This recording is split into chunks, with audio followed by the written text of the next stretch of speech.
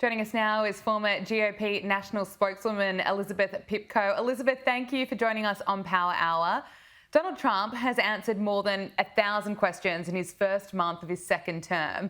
Joe Biden took 141. And just to put that in perspective, Donald Trump took his 164th question by the end of his third day. Now, we know Trump's entertaining, he's certainly direct, and we're seeing him snap right back at reporters. Here he is shutting down a reporter that suggested people might be worried that Trump may be targeting them.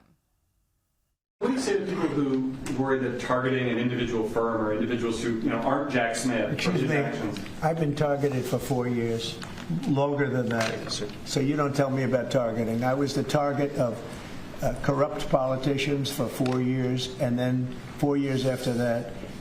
So don't talk to me about targeting.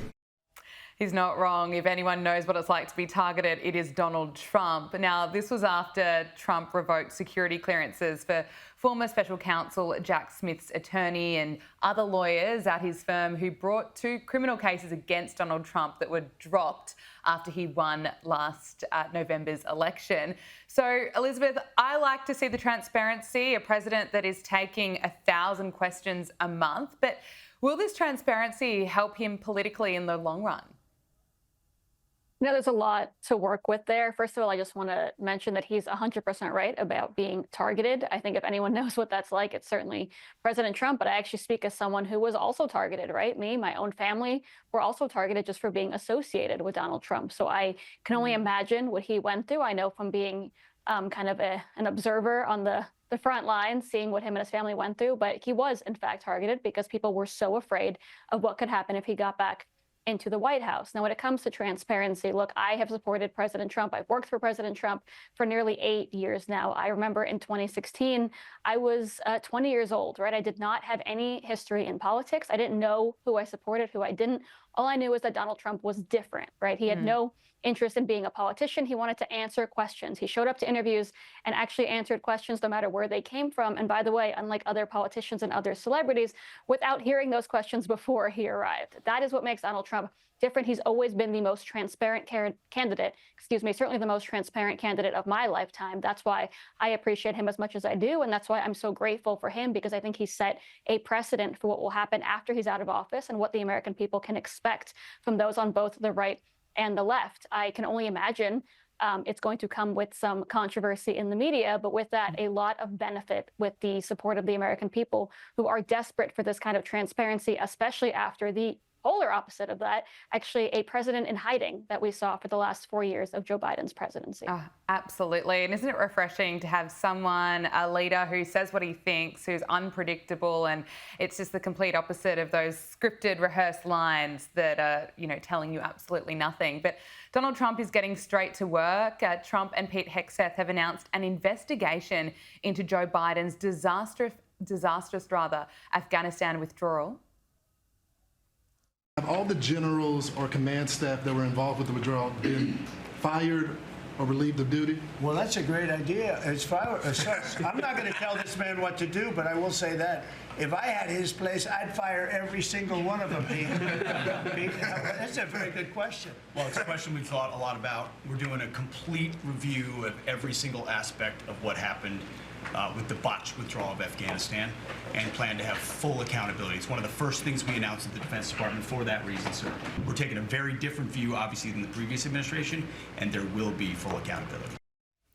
We need those answers. We needed them years ago, and the suggestion is that mass firings will take place for people who are involved. What can we expect? Well, look, it's interesting that this is controversial, right? After what happened in Afghanistan, you would have assumed that people on the left and the right would have supported an investigation and certainly the firing of those that were responsible, right? When you lose American service members, when you lose them in this way, you should have to be investigated. You should have to pay for that. The fact is, Joe Biden and his administration had no interest in looking into this disastrous withdrawal because that would have done poorly for him when it came to his political future. He was running a campaign and he was more focused on trying to beat Donald Trump in the next election than being the president the day that he was there, the day that these service members unfortunately passed away. So I think it's very, very sad to know that this is what happened. And I think it's unfortunate we're at a time where things are so politicized that this is controversial.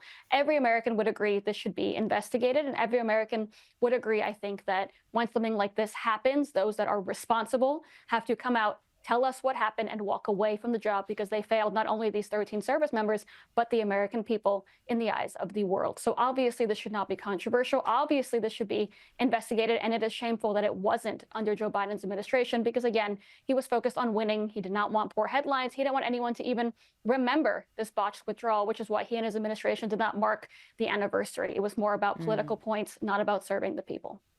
Elizabeth, I want to get your thoughts on the Epstein files. A whistleblower has claimed that FBI personnel are destroying evidence on servers, which is believed to include files related to Jeffrey Epstein. Now, this comes as a new task force has been formed led by Anna Paulina Luna, which is focused on declassifying federal secrets, which includes the JFK files, also those involved with the Jeffrey Epstein case. Now, Anna Paulina Luna has taken to X asking for the status on the Epstein files. She's even tagged Pam Bondi because the pressure is really ramping up. We've been hearing that we are going to get these files, we're going to see the client list, and it hasn't happened yet. Why are we still waiting?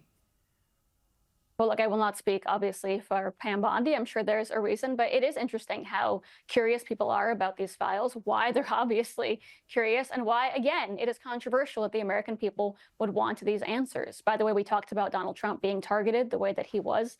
It's because people out there knew that if he were to go back into the White House as president, this is what we could expect. Full transparency, even on the things that can get some of our former politicians in quite a bit of trouble. This is why so many people are looking forward to these documents coming out. I know Pam Bondi has mentioned several times she's looking into this. I'm sure things have to be done correctly, but in due time, we'll get the answers that I believe the American people deserve.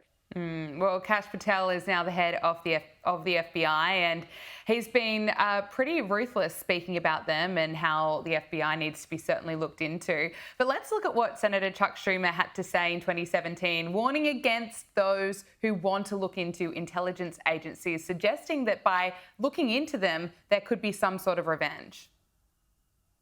You take on the intelligence community, they have 6 ways from Sunday at getting back at you.